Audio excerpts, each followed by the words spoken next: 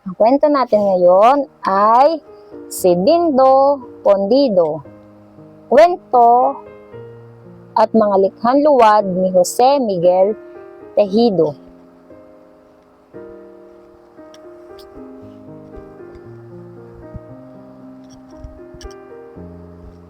Tuwing sasapit ang dilim, nabubuhay ang kagandahan ng hardin sa kislap ng mga alikaptap. Sa kanilang marikit at munting mundo, sikat ang mga anak ni na Don Fuego at Doña Luz. Ang panganay na si Silaw ay may ilaw na ubod ng lakas. Parang flashlight naman ang diretsyong ilaw ni Sinag. Sari-sari naman ang kulay na kislap ni Kutitap. Dahil sa angking galing ng magkakapatid, pinananabikan ng lahat ang pagsilang sa bunso. Siguro maraming ilaw ang bunso, hula nila, o kaya'y umiilaw ang pakpak. Nagpulong ang lahat at nag-abang sa pagsilang. Ngunit nagulat sila sa lumabas sa itlog, isang alitaptap na walang kislap. Ay, wala siyang ilaw, nagulat na sabi ni Silaw. Tatawagin ko siyang Dindo, pahayag naman ni Don Fuego. Si Dindo Pondido, ha ha ha, tukso ni Sinag. Anong klaseng alitaptap iyan? Tanong ni Kutitap. Siya ay katangi-tangi tulad din ninyong magkakapatid, sagot ni Doña Luz. Paglaki ni Dindo, labis niyang ikinahiya ang pagkapundido.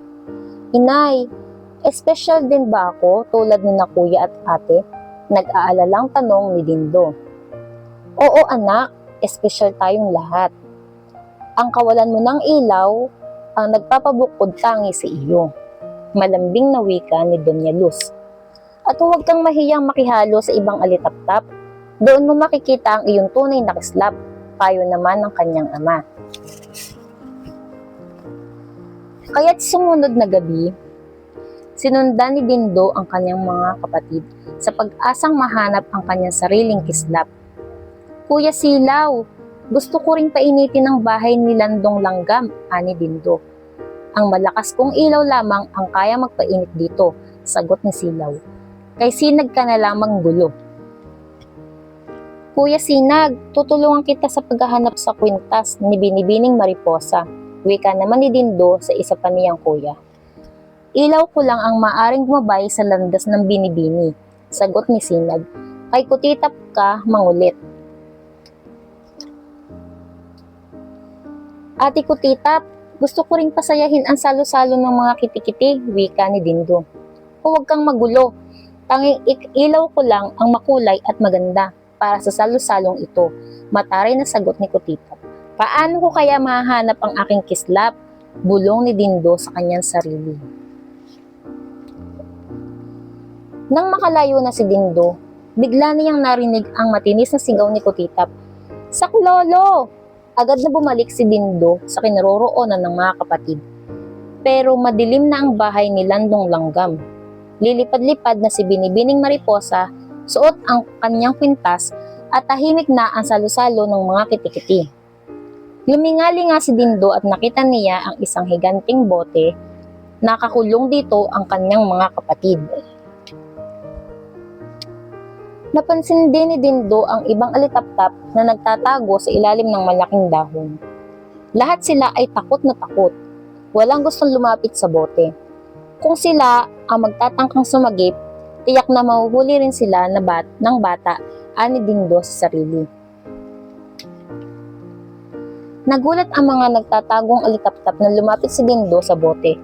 Papel lang ang takip ng bote, kaya tinadyakan niya ito, hinila, binatak at sinipa.